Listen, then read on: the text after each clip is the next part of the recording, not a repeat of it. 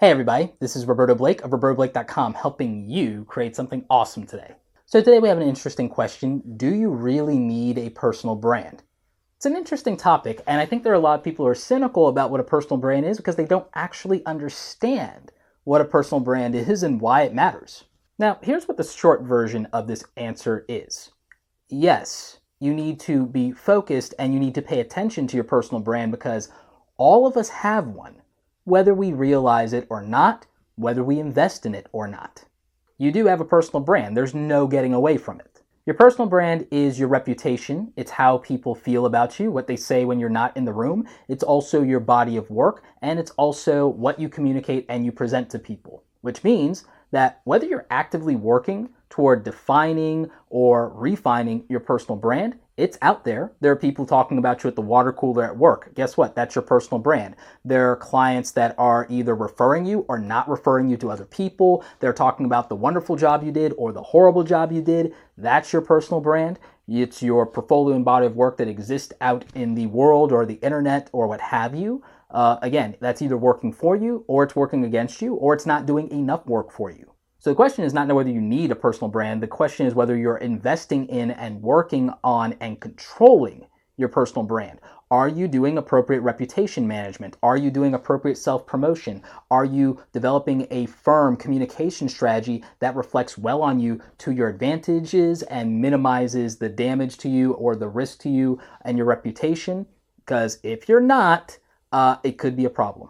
A phrase that I'm really fond of, that I use all the time. If you've been a fan of mine, you know that I say dictate the narrative. And what I mean by that is you frame the story. You're being honest and straightforward, but you're telling the story in the way that benefits you the most and clearly communicates the value proposition up front of what you do and who you are. So instead of saying that you have no experience and that you don't have a college degree, you could make the argument that you're eager to learn, you're very passionate, and that you are willing to be a student of somebody who has mastered the craft. That's a much better way to present yourself to someone whom you're seeking an opportunity with than just saying, I have no experience and I have no formal education or training. You know, that's not very appealing, but you can convey the exact same thing in a much more positive way that highlights that, oh, wow, you respect what I do. You think you're someone. You think that I'm somebody who's mastered the trade. You are eager and willing to learn, and you're passionate, and you can convey and communicate that. Okay, that's interesting. That at least is the important factor here. Being interesting counts for quite a bit. Now, if you are someone who's experienced, for example, and I've run into people who are more seasoned who have this issue. And by the way, you'll notice that I used season, not old, not older. That actually matters. When I talk to people who are seasoned, when I talk to veterans of the industry, they have some concerns about whether or not there's ageism against them or whether they'll be perceived as valuable because they're not as young and energetic as other people, and they think that that could be a detriment. And I think it's all in the way that you frame it. I think it's all a matter of storytelling and your personal brand. What you have in your favor, if you're a seasoned veteran, if you're an industry professional with decades of experience to bring to the table, you lead with that you have decades of experience. You lead with your accomplishments. You lead with your strengths. You lead with the fact that you know the lingo, that you know the shorthand. You lead with the fact that you have a refined and established process that's proven results time and time and time again. And that actually can be presented as leverage and an advantage versus youth and inexperience in exchange for, passion and energy. You have been someone who's been able to maintain and sustain and grow. And you've been able to do that for other people, whether that's your employers or your clients. You see where I'm going. So you can take something, if you're focused on the investment in your personal brand, instead of leaving it open to the other person's interpretation or miscommunicating and losing an opportunity by presenting from a spirit of fear, from presenting from anxiety or over modest perspective, you can actually highlight your strengths while being upfront and honest, but you can communicate the value clearly to someone who would benefit from it. And guess what? That really matters. It makes the difference between being hired and not hired. It makes the difference between getting the deal and not getting the deal. And it also can sometimes result in thousands of dollars of difference in negotiation of salary or fees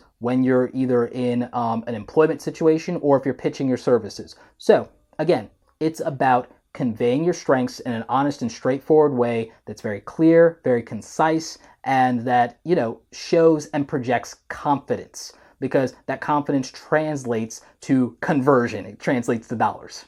Some of the upfront investments you should make in your personal brand: make sure that you have a strong body of work. If you're inexperienced and you want to, and I'll do a whole video about how to get experience when you don't have any, I would say that part of your personal brand as someone who's a student and learning is to outwork everyone else that's a student. And I would say you do that by creating a body of work. Don't wait for people to pay you money. In fact, I know this goes against a lot of what my friends and colleagues say. Work your butt off for free for as many people as possible while it's cheap for you to do so. When you're in your 20s and you don't have kids, you don't have a spouse, you may not have a full rent payment or something like that, work your butt off for free and take zero money up front to get testimonials, experience, and referrals. Outwork your competition, because when you have more references than any other 20-something-year-old, when you have more real-world experience in your body of work, in your portfolio, than any other 20-something-year-old in your area, in your field, or your arena, that's going to matter to someone like me who's prepared to write a check. Seeing that work, hearing from other business owners what you brought to the table is going to matter a lot more to me than what your GPA is. So I think that matters. I'm not saying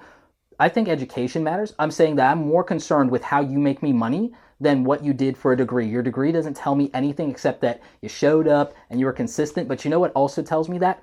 What tells me that is another entrepreneur, another employer, or a charity or someone that you did work for that I can call up on the phone that can tell me what the experience of working with you is like, because you might be a great student, but you might suck as an employee. You may not fit my work culture. You may not be able to meet my expectations. You may not gel with my personality. And it's easier for me to discern that one way or the other from a few phone calls and references, looking at your body of work, looking at how you present yourself in an interview, looking at your social media presence. I can learn a lot more about you from all of those things than I can from your college transcripts, and that really is going to make a difference. If you're a seasoned veteran and you're an older professional, then the thing is, I have high expectations for you as somebody who's done this for a long time. And so if you don't have fresh work, I would encourage you to look at that and to use your skills and to get fresh work. I would say that if you've been neglecting networking, to double down on that, because I'm going to want those references. And you may be in a position where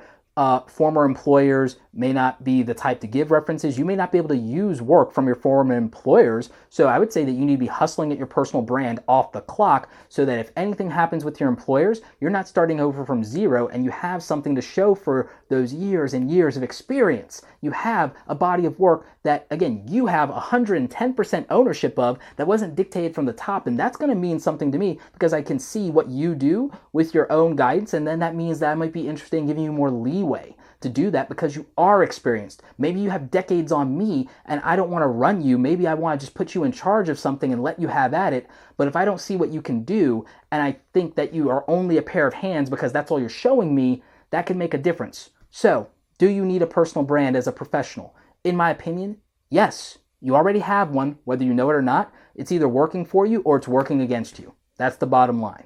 Anyway, I hope you guys found this video helpful. I have some resource links in the description for you to help you with your personal brand, including a link to sign up for the Create Awesome Community newsletter. I give a lot of the advice that revolves around developing your personal brand, developing your career, building your business if that's something you want to do. So you get those every week. I'm not super salesy in them. I really don't have anything right now that I'm selling now that I think about it. And so you get a lot of free gifts, including my ebook, The 7 Points of Personal Branding Mini Guide. That can help you with defining your personal brand and asking yourself the right questions about it.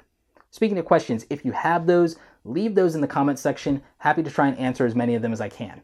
Like this video if you like it. Don't forget to subscribe. Check out the other awesome content on the channel. As always, you guys, thanks so much for watching, and don't forget, create something awesome today.